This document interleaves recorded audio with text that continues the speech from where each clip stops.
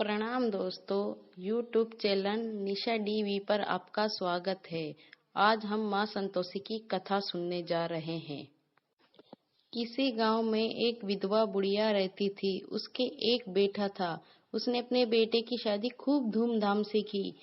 जब बुढ़िया ने देखा कि उसकी बहू दहेज में कुछ न लेके आई, तो बुढ़िया का व्यवहार बहू के प्रति बिल्कुल ही बदल गया। वह अपनी बहू को दुखी रखने लगी। दिन रात वह उससे काम कराती और खाने में ठंडी बासी रोटी उसे खिलाती। उसका पति जब ये सब कुछ देखता तो उसके अंदर ही अंदर उसका जी जलता था। एक दिन दुखी पति अपनी पत्नी से कहा कि मैं परदेश जाकर कुछ कमा के लाता हूँ। इतना कहकर पति परदेश चला गया। पति के जाने के बाद बुढ़िया बहू पर और भी ज्यादा अत्याचार करने लगी। एक दिन दुखी होकर बहू माँ संतोषी के मंदिर में जा बैठी। वहां वे देखती कि कुछ औरतें माँ संतोषी का व्रत कर रही है और कथा सुन रही है। उसने पूछा कि इस व्रत को करने से क्या होता है और क्या फल मिलता है। तभी सभी लोग कहने लगे, इससे सुख, शांति और संतोष प्राप्त होता है और पति बाहर गया हो वो जल्दी घर लौट के आता है और परिवार में सुख शांति बनी रहती है। तो उसने व्रत की विधि पूछी तो औरतें बोली, गुड़ चना लाकर तुम शुक्रवार का व्रत करना।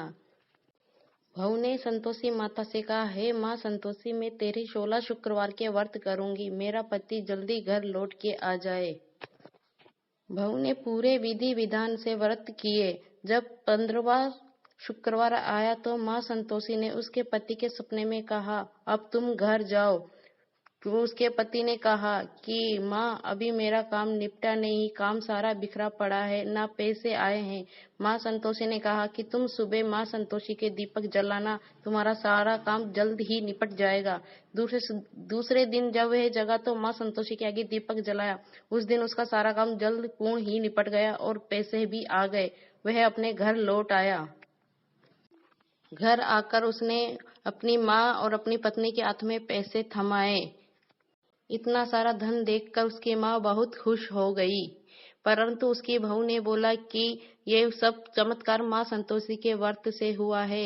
अब मैं 16वां शुक्रवार को माँ संतोषी का उद्यापन करूंगी। उसके पति ने कहा, सकुशल करो। जब 16वां शुक्रवार आया तो बहू ने उद्यापन की तैयारी करी। उसने पड़ोस के बच्चों से कहा कि तुम मेरे यहाँ खाना खाने आना। तो पड़ोसन की अंदर ईर्ष्या और जलन पैदा हुई कि इसके पति ने बहुत धन कमाया है। उसने कहा कि तुम बच्चों से कहा कि जब तुम खाना खाने जाओ तो खाने में खटाई मांगना। बच्चों ने जाकर खटाई मांगी, परंतु उसने खटाई नहीं दी और उनको शांत करने के लिए उन्हें पैसे दिए।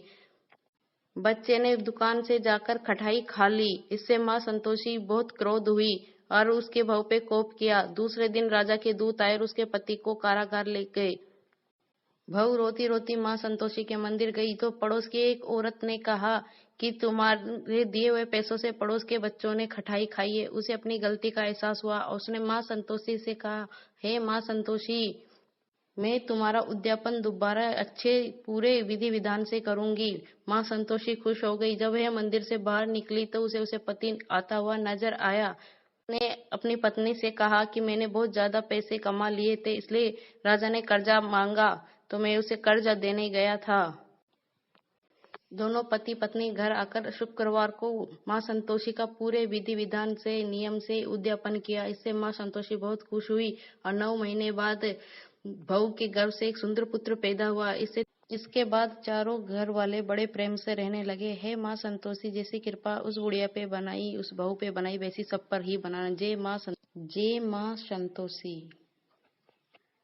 अगर आपको मेरी कहानी पसंद आई तो प्लीज वीडियो को लाइक करें, चैनल को सब्सक्राइब करें और नोटिफिकेशन दबाना ना भूलें ताकि आपको अगली वीडियो जल्दी मिल सके। कोई भी आरती, कथा या त्योहार की जानकारी।